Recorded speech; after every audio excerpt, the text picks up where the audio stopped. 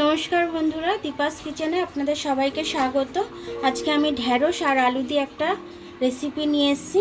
এটা আমার মা বানাতো, ভীষণ ভালো লাগতো, তো আমিও এটা বানাচ্ছি। দেখুন কেমন লাগে। তার জন্য আগে আলুগুলো আমি ভেজে নেব। একটু নুন দিয়ে দিলাম।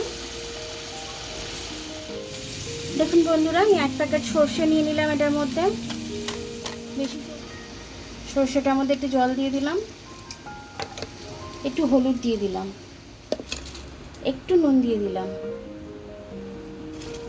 এবার আমি এটা চামচের সাহায্যে এটা মিশিয়ে নেব,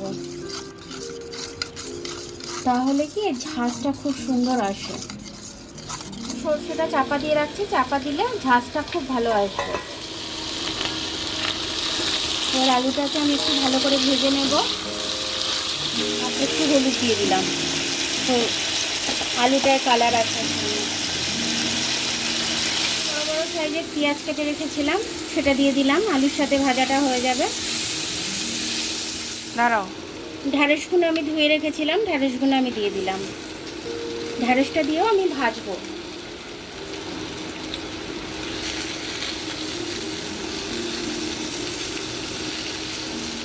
লঙ্কাটা নিয়েছি, আমি মিক্সিতে বেটে নেব।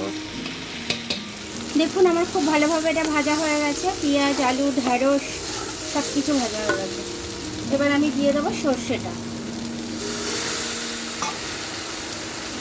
কাঁচা লঙ্কাটা বেটে রেখেছিলাম মিক্সিতে, ওটা দিয়ে দিলাম।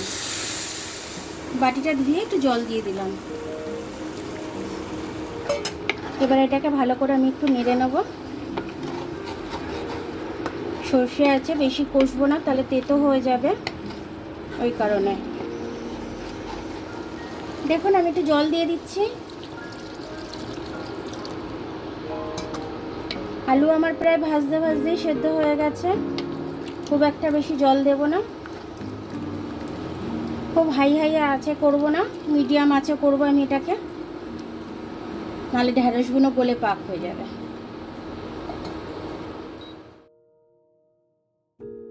আমি ঢাকনাটা খুলে নিচ্ছি।